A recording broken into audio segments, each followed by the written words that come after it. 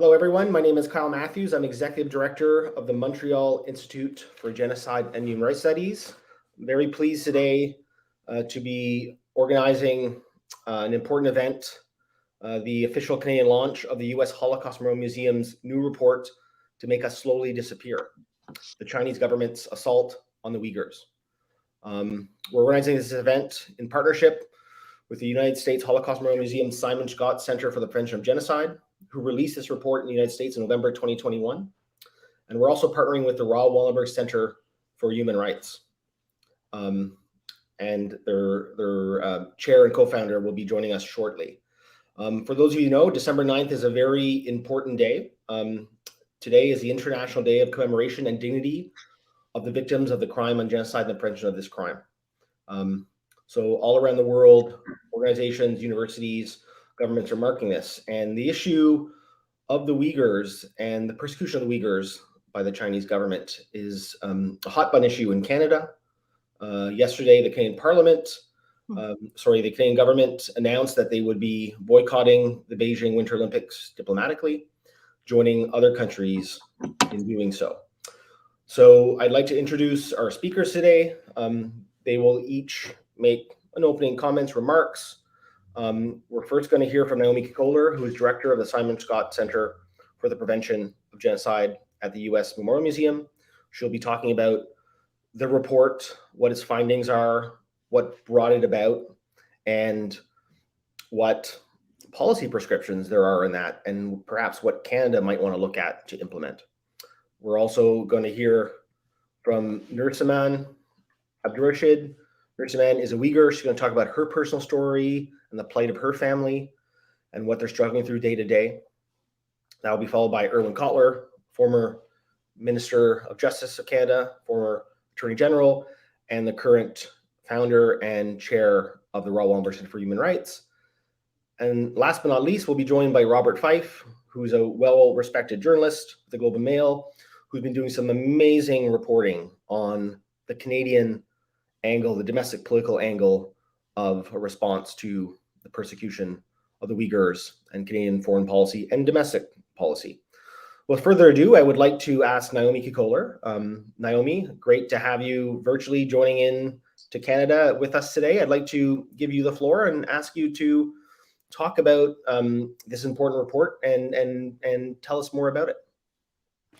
Thank you so much, Kyle, and thank you so much to both MIGS and the Raoul Wallenberg Center for partnering with us for this incredibly important discussion on what is, unfortunately, for far too many people, a really painful day. And I think it'd be fair to say that many of us wish that we did not have to have this conversation, but unfortunately, now as we approach, 80 years after the Holocaust, we unfortunately still see the gap between rhetoric and promise when we talk about never again. And I just want to start just by recognizing Nursaman and the incredible weight that's sadly on your shoulders to share the experience that you're going to share with us. And also start by just recognizing that as we have this conversation, a Canadian remains in prison, missing in China, Hussein Salil. I just really hope that there continues to be focus on trying to secure his release. To just help frame the conversation and talk a little bit about why we as an institution are so concerned about this particular issue and what our aims are. One of our core aims is to try to help change the conversation. Our goal is to remind people that first and foremost, there needs to be at the fore of any China policy that a government, multilateral institution, or corporate actor is developing and implementing. There has to be a centering of a recognition of the fact that China is a state perpetrating some of the worst crimes known to humankind. And that responding to genocide and crimes against humanity today requires a holistic approach, not just by governments, but non-state actors, including the corporate sector. All too often, these crimes are seen as being a periphery concern, one where we see action taken too little, too late, if at all, and usually only when images of mass killing are broadcast around the world, something that the Chinese, given their tactics, we know we're not seeing today. Our aim as a center is to ensure that the prevention of these crimes are understood as core to national security policy and also to corporate interests. Essentially, we want to remind people that you can't build a foreign policy or business earnings literally off the backs of enslaved people and brutalized communities. We want people in positions of influence, as well as the broader public, to ask, what are they doing to make never again real? And today, especially, I want to ask them, if this was 1936 and there were reports emerging of the persecution of Jews, what would you have done? Our report seeks, through careful research and rigorous legal analysis of publicly available information, to outline how the Chinese government's conduct has escalated beyond a policy of forced assimilation in recent years. This includes, in particular, a deepening assault on Uyghur female reproductive capacity through forced sterilization and forced IUD placement, as well as the separation of sexes through mass detention and forcible transfer.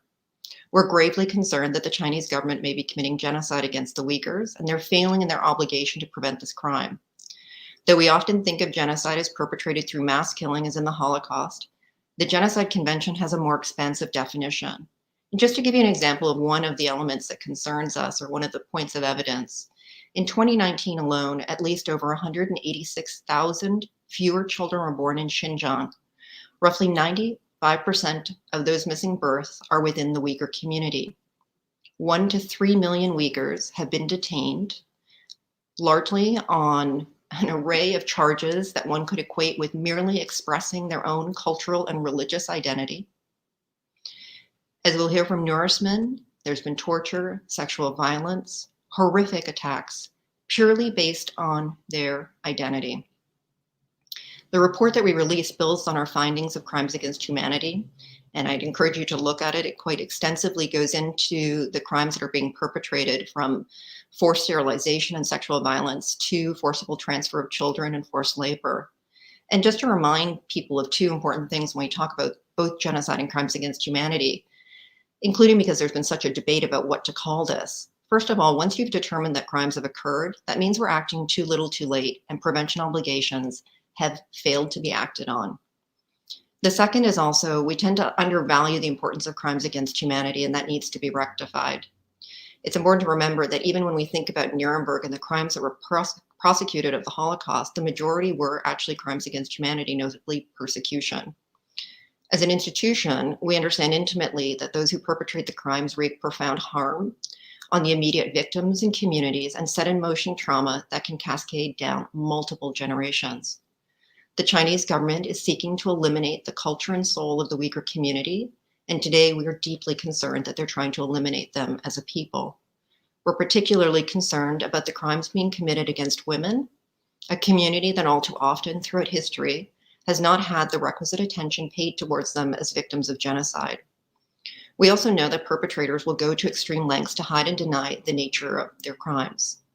The Chinese government has been exemplary in this effort, restricting access to the vast network of detention centers and prisons, and to the millions of people whose lives they are persecuting. Information has gotten out, and as we see even with the findings today of the Uyghur Tribunal, it's quite clear that the gravity of these crimes are something that we need to reckon with and respond to. The world cannot say that they did not know in real time that crimes were occurring. The information is damning, and our goal is to help inform a conversation about what can be done to halt and prevent these crimes. We do so informed by a recognition that the Genocide Convention, from a legal perspective, sadly, does not define what the prevention obligations are. Our goal is to try to help unpack what that means, and we go into quite a lot of depth within the report to define what the duty to prevent is and to outline what some of the policy options could be. And I'll just kind of conclude just by touching on a few, because I know that others will talk about this as well. And I will just state, as a Canadian working in the US, I do believe that Canada has a very unique and critical role to play in advancing these policy recommendations. Some very simple ones, as we work to try to encourage and ensure that the Chinese government halts the commission of their crimes, is to dedicate resources to the collection and analysis of information regarding ongoing atrocity crimes and the risk of future mass atrocities, including information on changes in birth rates. Review specific actions that follow from a determination of genocide or crimes against humanity. It's not enough to just say the words and invoke the language of genocide. You have to develop a comprehensive policy to prevent and protect associated with that. It should be a whole of government effort. Canada has notably considerable expertise in one particular area, that is international criminal justice. When we think of the Norwegians, we think of mediation. When I think of Canada's expertise, I think around the area of criminal justice. Canadians are in many of the international tribunals. They've been leading the cause in trying to create the legal frameworks that are used to hold perpetrators accountable for these crimes. And I do think that it's really important for Canada to be at the fore of the creation of something like an independent, impartial investigation, a mechanism to collect, preserve, and analyze evidence.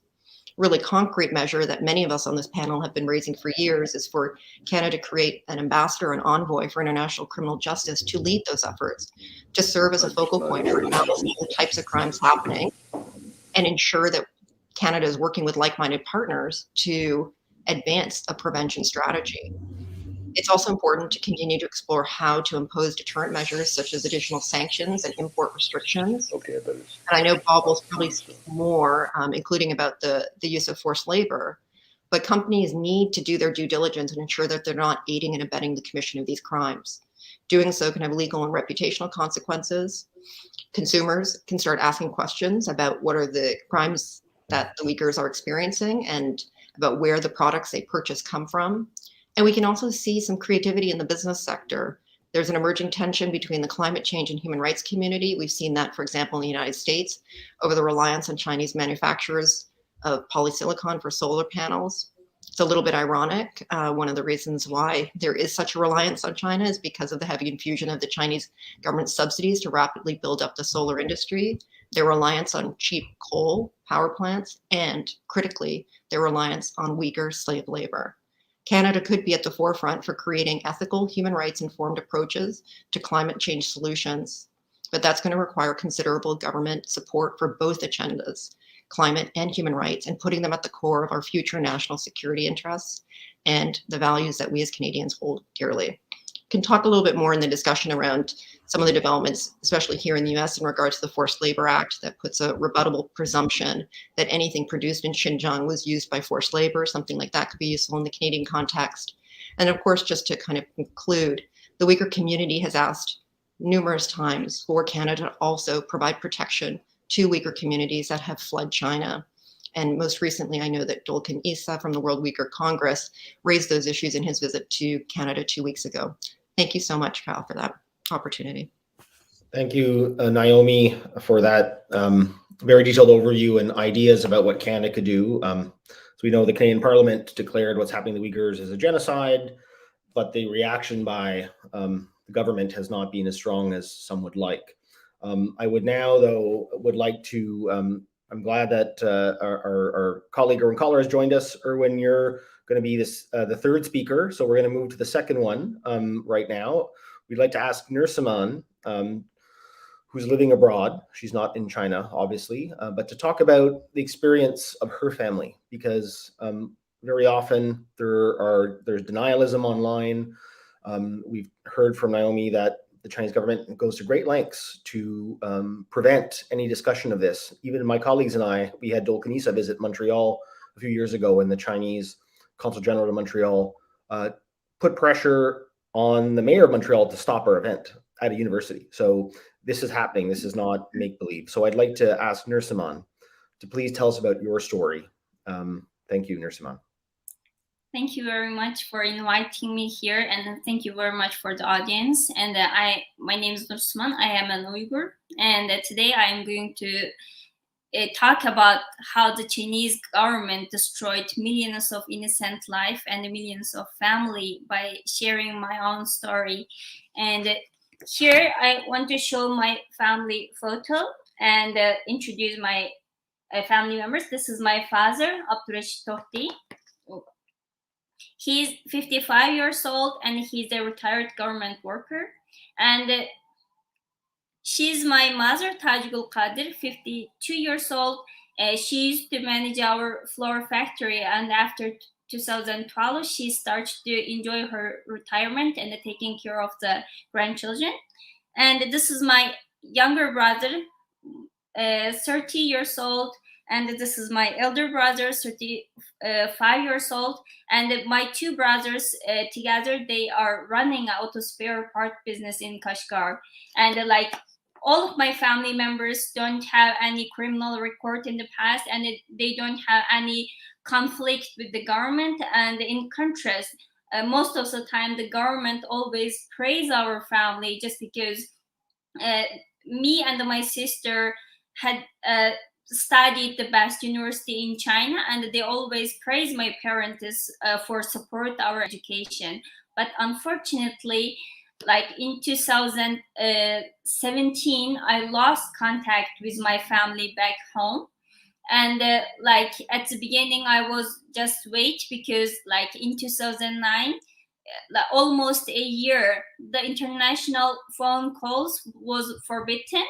I was think something happened, and that's why my family members didn't pick up my phone. But after several months, I start to see people start to searching their family members, start to talk about the concentration camps. Then I start to worry, and I tried every way, but still cannot get any kind of information.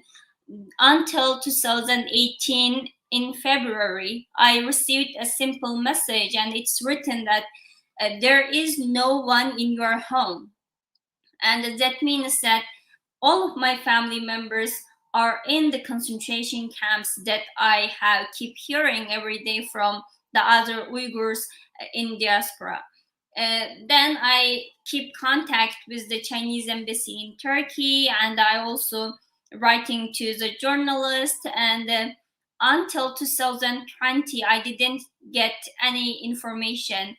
In 15th of June 2020, after too many pressure, the Chinese embassy in Ankara, they called me and they told me that my father was, they said my father arrested in 2017 and sentenced 15 years, 11 months. And my mother sentenced 13 years. And my younger brother sentenced 15 years, 11 months. And my elder brother sentenced 7 years. When I asked about the what is the reason and where are they and when they arrested, and like what is the excuse, and they asked me to go back and hire a lawyer, then I can learn their whereabouts and what is the charge, and they didn't give me any further information.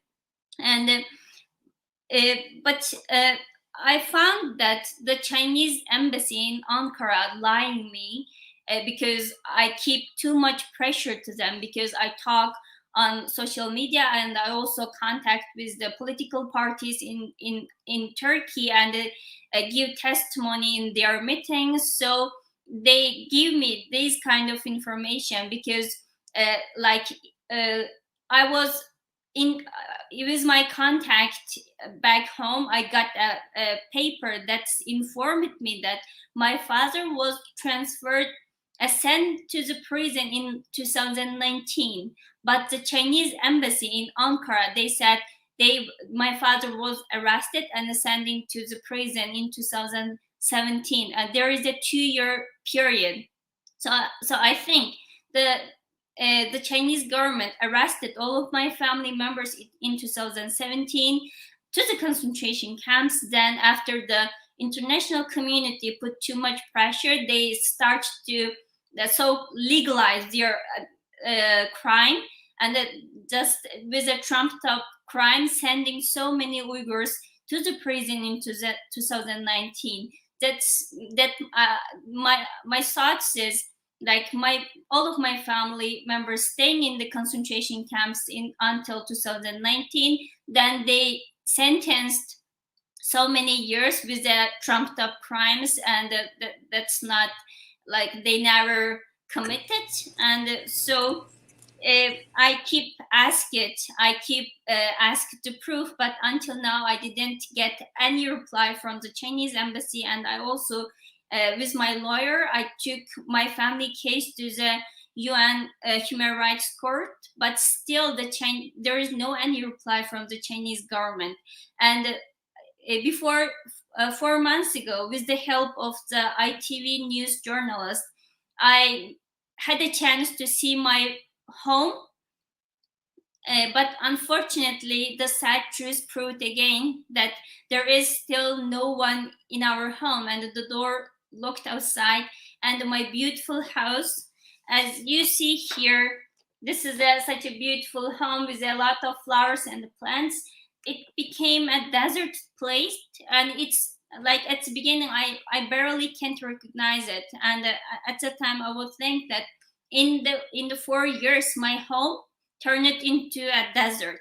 And what happened to my parents and the brothers, because they are in the concentration camps, and we keep hearing from the camp survivors that the torture and the bad physical conditions and like the rape, the slave labor, everything happened in the camps. We kind of know from the mouths of the camp survivors, and all of my family members are living in the camps, and it's really hard for me to like go to bed and sleep, and it's really hard for me to eat. I'm sure all the Uyghurs living outside and have family members in the concentration camps, they are living same miserable life like me. And here today, while sharing my family members' story, I really want to ask a favor from you have to watch, otherwise you press the wrong thing. It's yeah, like because I feel so weak, and I tried a lot, and still there is no change. I still cannot hear their voice. As a daughter, as a sister, what I want to see them. I just want to hear their voice. I just want to have a simple dinner with them. But unfortunately, with the genocide policy of the Chinese regime, I even can't hear their voice. I even can't know if they are alive or not. Today, I want to ask help for the people around the world to help us and stop this ongoing Uyghur genocide. Thank you so much. Thank you, Nursaman, for telling us about your family's problems, but it shows a systemic issue of people being locked up from one ethnic group and religious group, and we're deeply sorry, and can only imagine what you're going through and your family is going through. I know we have Erwin Kotler with us, although he's having some technical difficulties. I'm gonna maybe just see if we can. Erwin, can you hear us? Are you able to join? The loudest.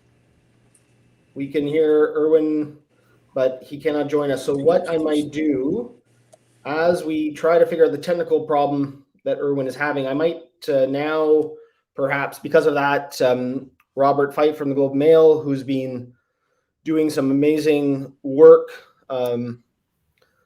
investigative journalism and reporting on a Canadian angle to this story, actually many Canadian angles, because the China-Canada relationship has been at the forefront of center, with the two Michaels being kidnapped and recently released after almost 3 years, but also a whole set of other issues related to the Canadian economy and Canadian relations with the Chinese government. So, Robert, I'd like to hand the floor to you. Tell us a bit about some of the work you've been doing and your general views as a journalist covering these stories. Well, I'd like to put things in perspective so that people have a better idea why it seems that the Liberal government is so soft and so silent and so unwilling to join other countries to criticize China. And it, really starts with this. People have to understand that there is within the Liberal Party a very strong pro-China group led by Jean Chrétien and Eddie Goldenbergs of the world, who did the China policy, reapproachment policy after Tiananmen Square, which was basically let's trade with China and turn a blind eye to human rights abuses. There is also a very strong pro-trade, let's ignore human rights in the Canadian business community, exemplified by the Canada-China business community led by Power Corporation, but in other parts of the business community as well. And there is a lot of voices in the academic community who also are still wedded to this idea that Canada's future lies with China, ignoring the rise of President Xi Jinping, the strident nationalism, the territorial claims, and the terrible human rights abuses, whether it's against Uyghurs, the crackdown in Hong Kong of democracy and the throwing of dissidents in jails, and of course the very serious military threats against Taiwan. And I'm going to go back a little. Just when they first came into power, one of the first governments, the Liberal Governments Act, was to overturn a CSIS recommendation to deny the sale of a laser weapons company in Montreal to Chinese interest. They overrode that. And then another example was they were going to approve a major Chinese state-owned construction company taking over of Aecon, which is Canada's second largest construction company, but had been involved in building the Gordie Howe Bridge, in military bases, in our nuclear industries, in our electrical industry. So they had a lot of information. And they were going to approve that. And we kept writing about it and kept writing about it. And I remember coming back on a plane ride from Davos, and one of the Prime Minister's senior advisors saying, "Why are you guys on this crusade?" I said, "Well, just do a national security, a serious national security review. If there's nothing wrong with it, there's nothing wrong with it." Our coverage and then the opposition efforts in the House of Commons forced that national security review. And, the deal was turned down, but otherwise it would have been approved. Look at what they've done in terms of our envoys to China. We've had very good envoys from career civil servants. What did the Trudeau government do when Guy Saint-Jacques left? A real serious, thoughtful man on China, and who has been a strong voice in urging the Canadian government to take a different tack. They sent in Liberal former cabinet minister John McCallum, who is part of the Chrétien pro-China camp. When he was a member of parliament, not in cabinet, but a member of parliament, he'd taken $73,000 in free trips from China. And when McCallum got in trouble after the Michaels were arrested, basically taking the position of Meng Wanzhou, he ended up being fired. And who did they send into China? They sent in Dominic Barton, the former global managing partner of McKinsey & Company, whose company has great deal of interest in China. They held, when Mr. Barton was global managing editor, they actually held a retreat not too far from where 1 million Uyghurs are in concentration camps. That gives you a sense of how the Trudeau government views China. It only views China from the point of an economic opportunities, and not from the greater threat I think China is. And let's go to the Uyghurs now. Parliament, I will say proudly, voted to label genocide in what is happening to the Uyghur people. 1 million people in concentration camps, women being sterilized, forced evacuation to other labor camps, and moving in Hans to repopulate the Uyghur area in Xinjiang. Just a similar thing which they've done, as you know, in Tibet. But what did our government do? They did not vote. And, it's an appalling, to me anyway, appalling cowardly act upon the cabinet that they would stay silent on such a fundamental issue of human rights. We've been all through this movie before. We've seen this in the 1930s, and we know what the end result was. A Holocaust against not just Jews, but gays and Slavics and other people by the Germans. And I'm not saying that a Holocaust is happening yet, but genocide is. And this is not a time for Canada to be silent. So what concerns me about this is that let's look at what the Olympic boycott. We were the last country, the last member of the 5 countries to come out and say that Canada is going to join this boycott. For years, we have been asking the government to have a China policy, and they still haven't got a China policy. They're now turned it over to a group of bureaucrats to look at an Indo-Pacific strategy, which they'll put China in. And the Americans are very upset with this. Other allies are upset with us because, if we're going to be successful in standing up to China, we have to do this in concert with our biggest allies, the United States. And there is a bipartisan consensus in the United States that China is a growing menace to the world, and that Western democracies need to stand together.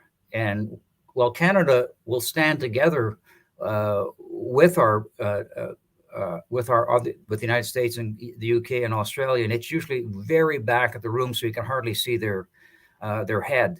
And it's very disconcerting to me as a Canadian that our Canadian government is not willing to be stronger on the issue, including the whole issue of products that are coming into this country from forced Uyghur labor. There's only been one case where they have stopped a product from coming in. And the Uyghur community in this country know that our Costco's and all of our stores are full of products that are made from forced labor.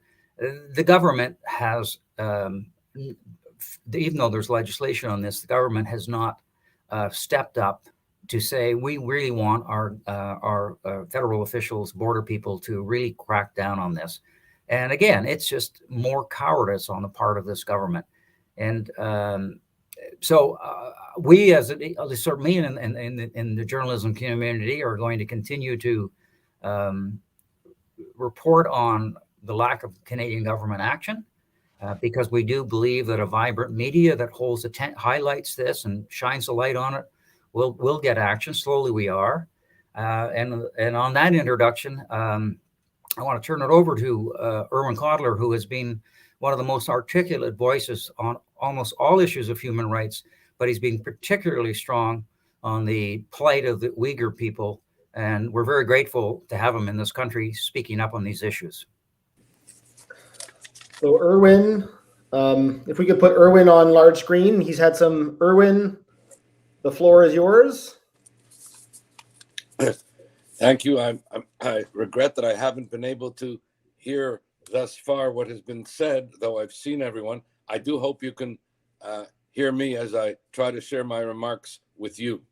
And may I begin by expressing appreciation to the U.S. Holocaust Memorial Museum at the Simon-Skjodt Center, directed by Naomi Kikoler, for their exemplary leadership in the matter of mass atrocity prevention, and for this masterful report on the Chinese government's assault on the Uyghurs, titled revealingly and appropriately enough to make us slowly disappear.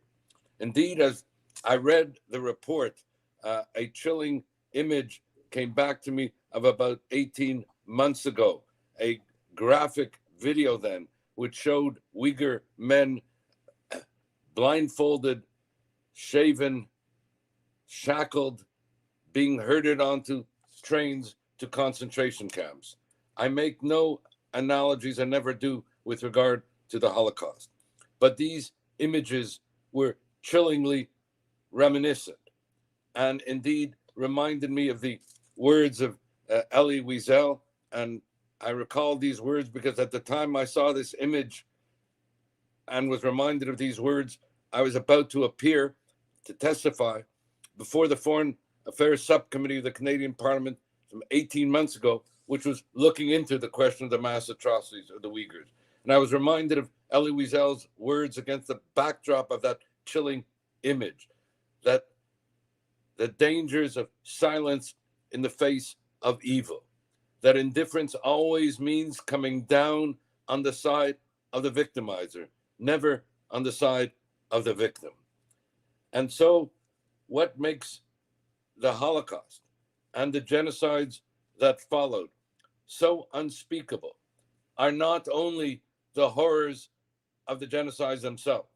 What makes them so unspeakable is that they were preventable. Whether we speak of the genocide of the Tutsis in Rwanda or Srebrenica or Darfur or Myanmar, they were known and they were preventable. And so now with the Uyghurs, we know and we cannot say any longer, we do not know. We know and we must act. These mass atrocities, as I said then to the committee 18 months ago, and documented in a report put out by the Raoul Wallenberg Center for Human Rights, and as I read the chilling report of the Holocaust museums about slowly disappearing, it recalled for me that these mass atrocities, in fact, constitute acts of genocide under the Genocide Convention. Very briefly, the mass internment of over 1 million men, women, and children as young as 13 years of age, the largest mass detention of a minority since the Holocaust, with survivors themselves testifying to forced enslavement, torture, rape, disappearances, and murder. Massive, inhumane, and increasing coercive population controls, whether we speak about coercive sterilization or coercive and forced implantation of IUDs or coercive abortions. The result has been that, and I give just one example, that between 2015 and 2018, population growth in Uyghur areas fell by 84%. Number three, as I reported then, the forcible separation of more than 500,000 Uyghur children from their families, from their parents. That was 18 months ago. As the Holocaust Memorial Museum's report demonstrates, we are now closer to 900,000 children being separated from their families. Number four, state orchestrated incitement to genocide, referring to the Uyghurs as tumors that must be eradicated. I can go on, but as we learned, and as the Supreme Court told us so tellingly and compellingly, that the Holocaust did not begin with words. The Holocaust did not begin with the industrial deaths and killing. It began, as the Supreme Court put it, with words. These are the catastrophic effects of racism. These are the chilling facts of history. The last two constituent mass atrocity features constitutive of genocide include, and Yona Diamond reported on this in our Raoul Wallenberg Center's report, the first ever massively technologically programmed and implemented mass surveillance genocide. And finally, we have the targeting, the state-sanctioned assaults on the religion, the culture, the language, the identity of the Uyghurs, indeed intending to eradicate their heritage and the like. So the question becomes, what can we do? And I'll close with a series of one-liners, because the important thing at this point is for the community of nations, and I include Canada, to not only heed the warnings, to not only respond to the evidence, but to act. Number one, to reaffirm and call upon all states that they must heed our legal obligations, our binding legal obligations to prevent and to halt genocide, as well as the related responsibility of the international community to protect victims of genocide and crimes against humanity.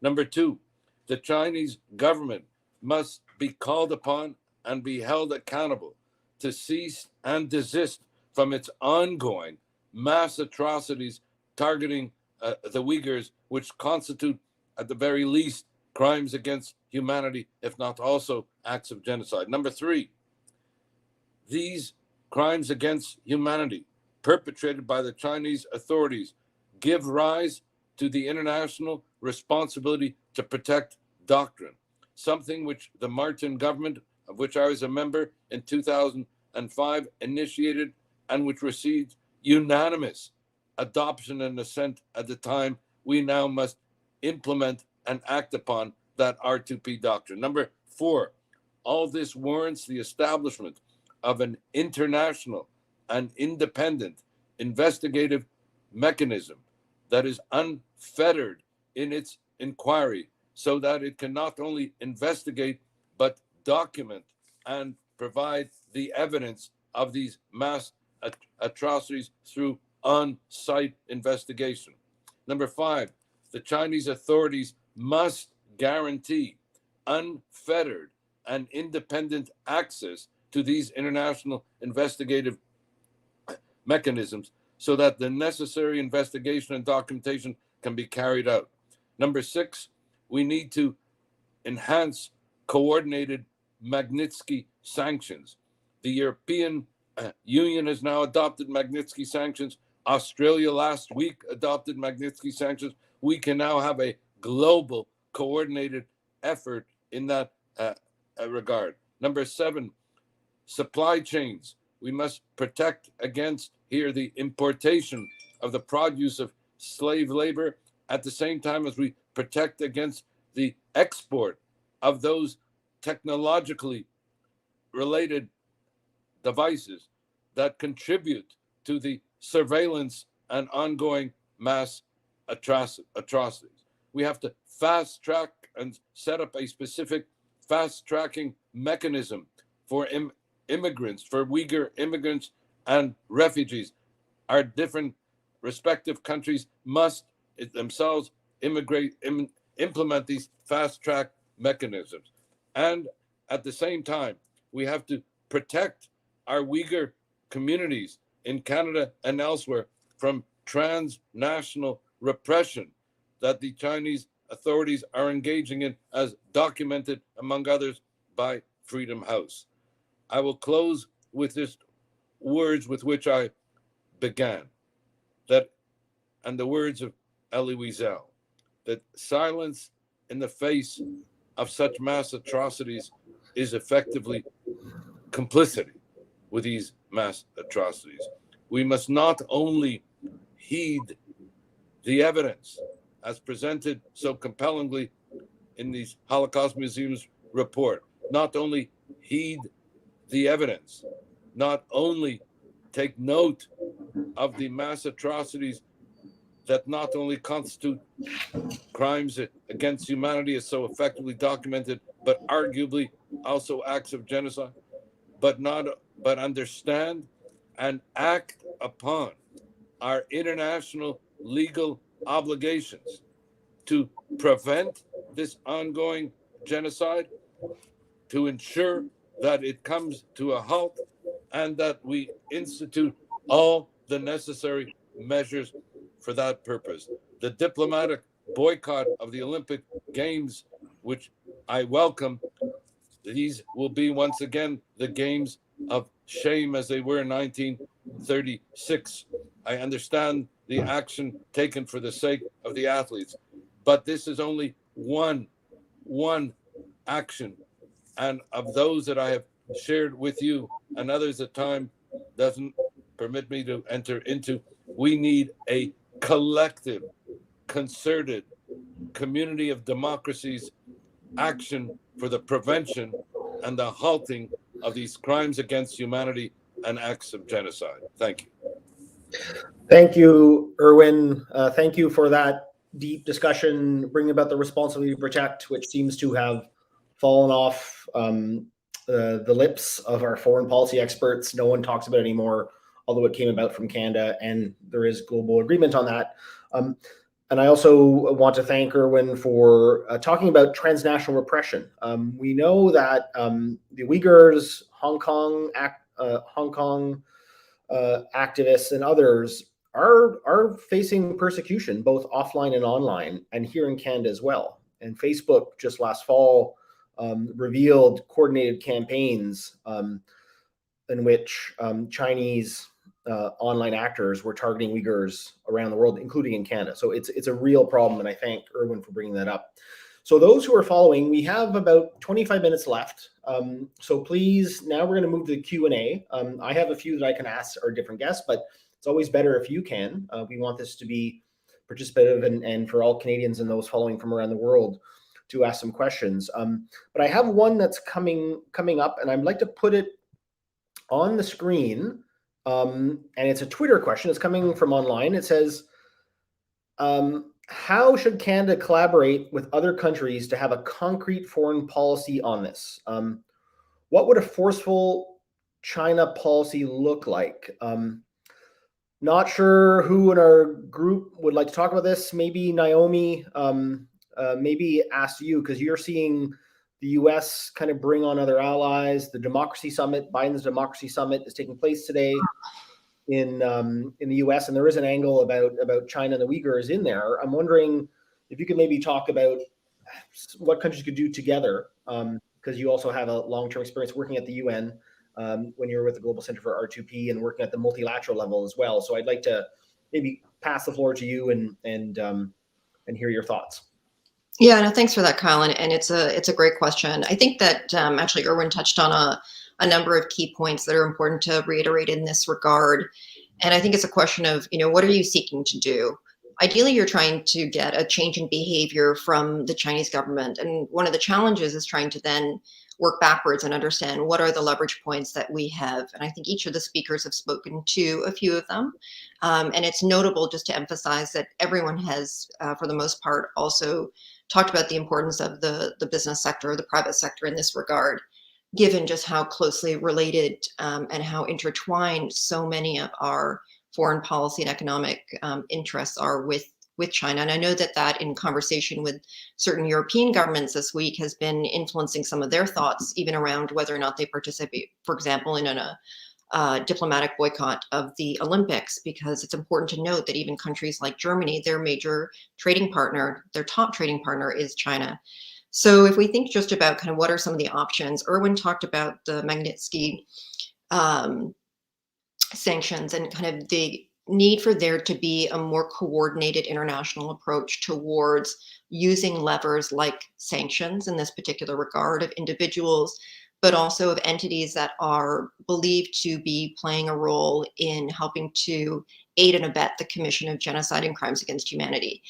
In the US right now, there's legislation moving forward that I think is quite creative, and it would be good to see replicated elsewhere, that essentially puts a rebuttable presumption on anyone who's doing business activity within Xinjiang, looking at the issue of forced labor. So essentially what it means is that anything that's being produced there is perceived to have been produced as a result of the use of forced labor, which we know is unfortunately widespread. And I think that's something where, and of course, then the consequences are that there are sanctions and there are penalties associated for US businesses that are doing that type of business. Having something that's more synced up globally in that regard is one way to, again, actually try to use one of the few levers that are clearly kind of present.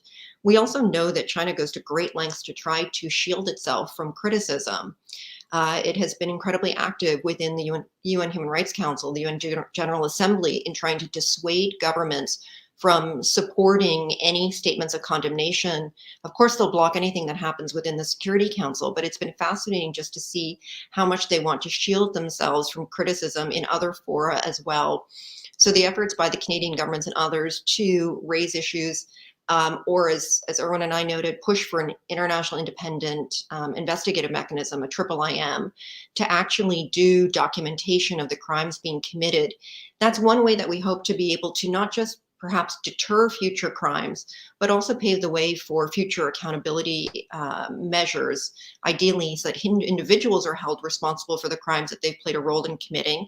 But also a mechanism like that can be quite useful if, for example, individual countries were to look carefully at Chinese government officials or business entities that are implicated in the commission of these crimes traveling to their countries. The possibility for those individuals to be arrested, detained, possibly charged for their crimes. There needs to be much more of a focus on innovative avenues for accountability and use that as a possible way to try to deter. And if anything, the importance of it also is just to set a clear historical record and articulate what crimes have happened. So those are two kind of examples.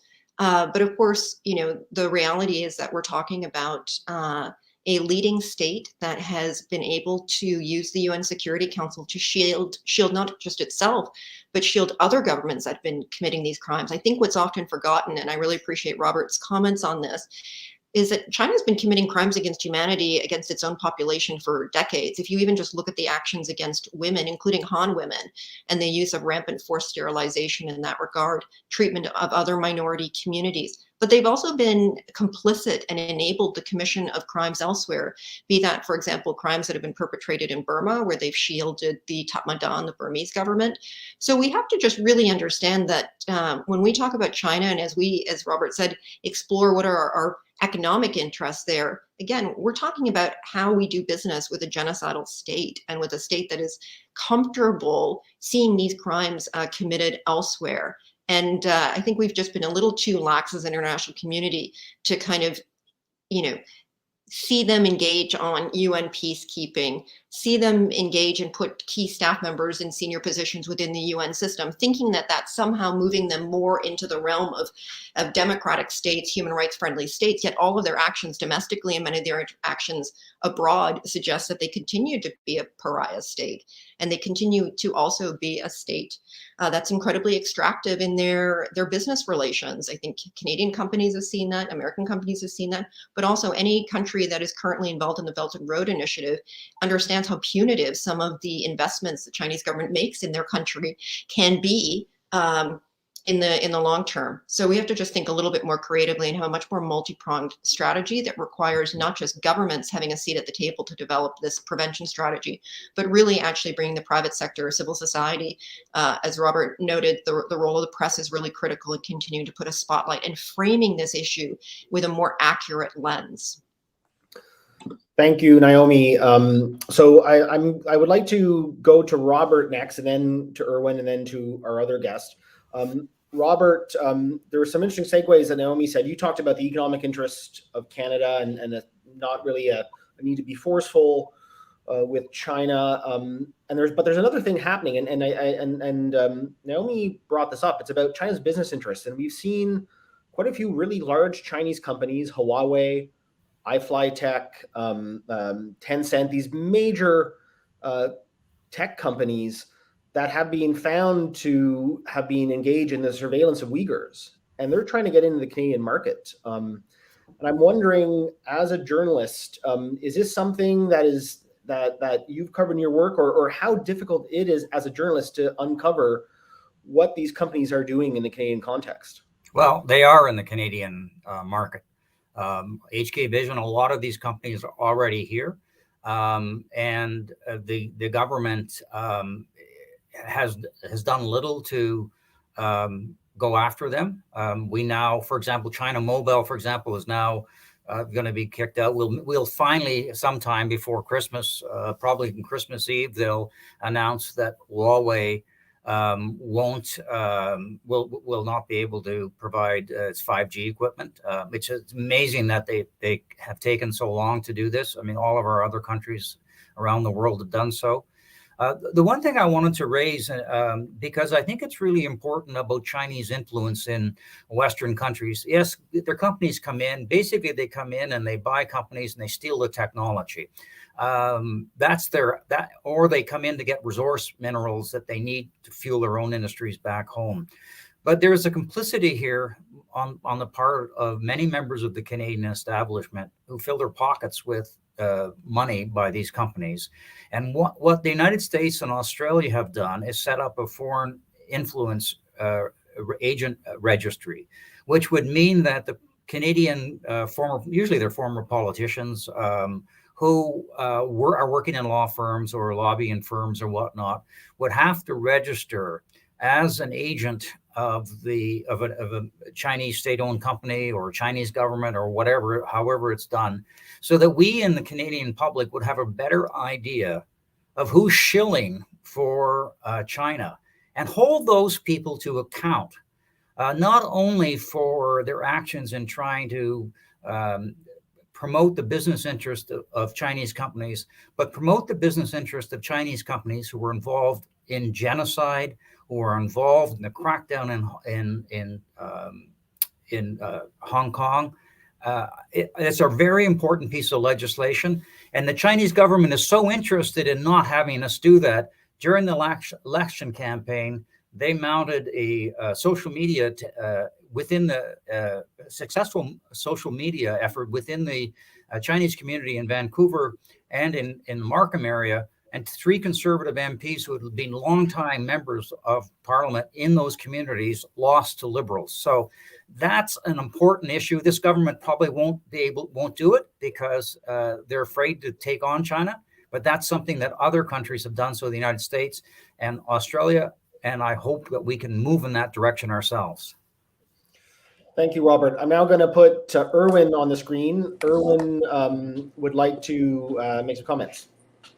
Yes, I think what we need to do, what the community of democracies need to do, is to sound the alarm on the scale, the scope, the severity of the Chinese government's assault on what we call the rules-based international order. It's not only the mass atrocities targeting the Uyghurs, which I say amount to crimes against humanity and genocide. It's also they're targeting not only the democracy movement in Hong Kong, but democracy itself in Hong Kong. It's their attempt, in their own words, to eradicate the Falun Gong through the persecution and prosecution of the Falun Gong. It's the menacing of Taiwan. It's the repression of Tibet. It's the targeting of what Xi Jinping has called the 5 poisons. And what is not as well known is that China imprisons more journalists than any other country in the world today, and the lawyers who would defend them. Yet another primary assault on the democratic order. And here too, we need to mobilize the Media Freedom Coalition established 2.5 years ago for that purpose, to hold them accountable. I would also say that we need to take note of and enhance the effectiveness of the work, because the work is effective, but here we need to take note of the Inter-Parliamentary Alliance on China, of which I'm the Canadian co-chair. I say this because it's 18 months since it was founded, and it has sounded the alarm on these 5 poisons. It has led action to be taken on these. As we speak, it has recommended a number of other actions, such as ensuring that Interpol is held accountable and does not become a shield for the Chinese authorities in that regard, to ensure also the work that they've done to guard against any extradition of Uyghurs from many of our countries back to China, for where they will face torture and imprisonment. In a word, what we had before the Inter-Parliamentary Alliance on China was China bullying the democracies one by one. Japan, Australia, Canada, in an asymmetrical and bullying economic relationship. What the Inter-Parliamentary Alliance has done, and we now have hundreds and hundreds of parliamentarians from some 25 democracies. What it has done, it has challenged and reversed that asymmetrical relationship. And that has helped to mobilize for the imposition of Magnitsky sanctions and the like. And so I'll conclude by saying that what we need now is an intergovernmental alliance that parallels that inter-parliamentary alliance that hopefully can emerge from the US Summit on Democracies that is being held as we meet, because that concerted intergovernmental alliance can dramatically change that asymmetrical relationship where China has been using, as I say, its economic leverage for bullying purposes. We can not only reverse that economically, but we can do so politically, legally, and bring about justice for the victims and accountability for the Chinese government's human rights violators. Thank you, Erwin. I'm hopeful that the Democracy Summit will result in a strengthening alliance, intergovernmental alliance against China's bullying. And it's funny to see that the Chinese and Russian ambassadors to the US wrote an op-ed piece last week in the National Interest, basically saying America is not really a democracy, they are, and America has no right to define democracy. It was quite hilarious. I'd like to turn now. There's a Facebook question for Nursaman. So I'm going to put it on the screen, Nurse Aman. If we could, oh, sorry, that's the wrong one. Oh, here it is, sorry. So Nurse Aman, there's a question that says, how safe is it to be a Uyghur abroad? Do they fear arrest and transfer to China, as happened to Hussein Salil? The floor is yours, Nurse Aman. Yes, like as we before the 2017, the most of the people living abroad, they are just the students, and they choose to live in another country, or they are just a businessman. But after 2017, we all forced to join the politics, because our family members arrested, innocent friends arrested. So when it after that, most of the people felt unsafe, because sometimes we receive threats from the police in China. Sometimes there is a threat where the country we are living in, and there is also extradition law in some countries, and they have some examples to sending Uyghurs back to China. So like in every country, the Uyghurs, the active people like us, like we are protesting everywhere, and we are raising our voice, and we are pressuring the government to take action for these kind of Uyghurs living every countries. We are, like, can say we are not feel safe, but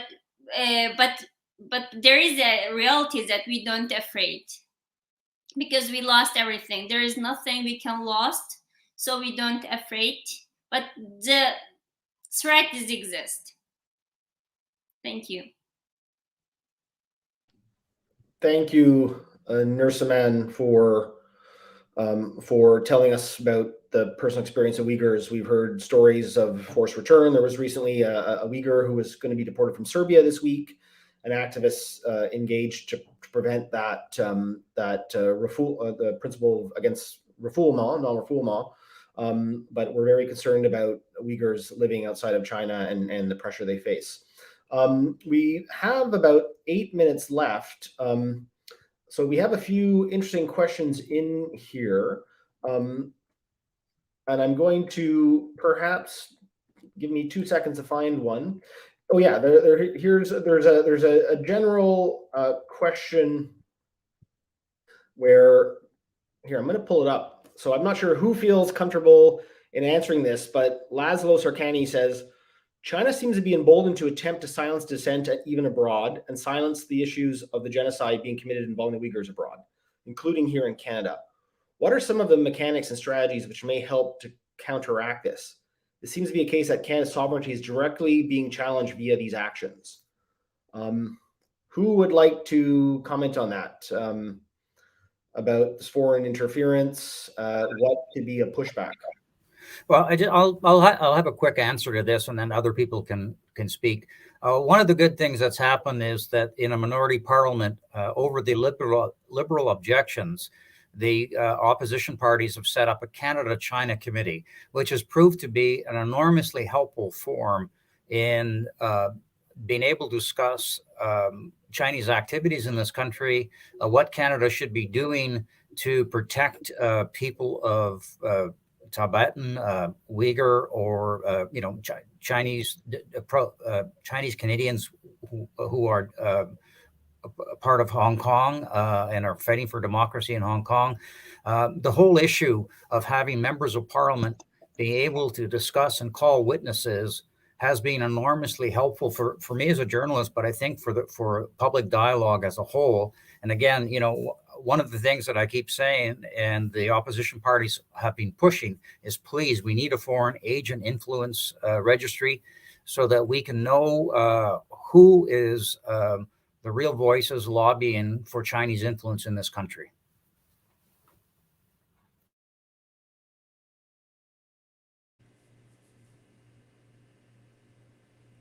Thank you, Robert. Very important points, and I've given testimony to that committee, and I know we need to support it more, and for Canadians to hear from experts about what is going on.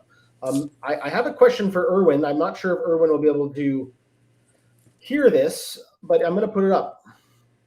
Question to Erwin about Uyghur Tribunal in London's decision. Erwin, can someone put Erwin on the screen?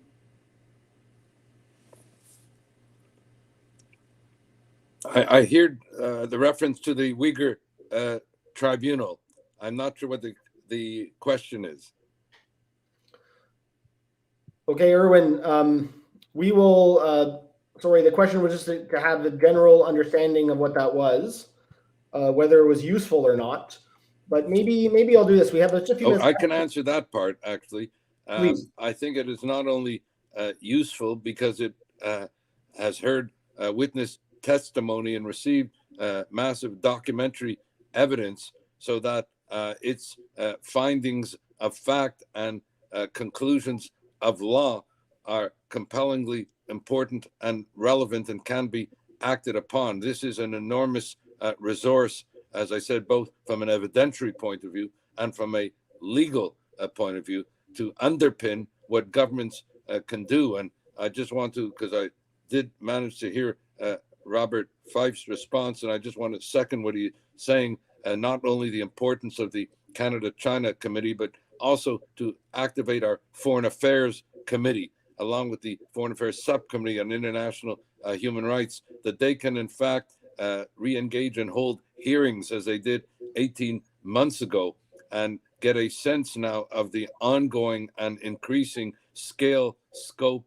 and severity of China's massive assault on the rules-based order. And that will then, I would hope, summon our responsibilities under the R2P doctrine, under the obligations under the Genocide Convention, under international treaties, so that we hold the Chinese authorities accountable. And our respective ministries in the Canadian government are also relevant for that purpose, whether we speak about foreign affairs or justice and the like. Each can engage in, as I say, a collective challenge with respect to that assault on the rules-based order. Thank you, Erwin. So we're near the end. I would like to maybe just to invite Naomi back to make a closing comment just about how we can follow up Canadians, be it journalists, NGOs, academics, and government, can follow up on the momentum created by your report to continue putting pressure to try to help protect the Uyghurs. Thanks so much for that, Kyle. And I just want to just start by just recognizing that our report was only possible thanks to the remarkable support and partnership with many Uyghur organizations, Uyghurs who shared their horrific accounts, and the work of remarkable organizations like Erwin's. Erwin noted the report that Jonah and others worked on producing. I think that belies the point that there is so much ample information out there stating quite starkly what is happening. What we're not seeing is the corresponding level of attention. And what I fear is that many governments, including our own, will feel that the step in announcing an Olympic diplomatic boycott is sufficient right now to address the current moment of attention, as you said, that there seems to be right now around the plight of the Uyghurs. The reality is that's barely scratching the surface of what is needed when we need to build a comprehensive strategy around prevention and protecting a community that, as we sit here having this conversation today, are imprisoned, detained, being physically assaulted. People like nursemen do not know where their loved ones are. They don't know if they're alive. And I think one of the things that we've been trying to kind of really urge with the US government when having conversations about how to think about this, and with other governments, is to recognize that what we're watching essentially is, unfortunately, possibly what the future of genocide looks like. And as I said at the outset, it may not be one defined by mass killing, because the Chinese government knows, as do many governments, that when images of bodies piling up happens, sometimes that does motivate action. Often it's far too little too late.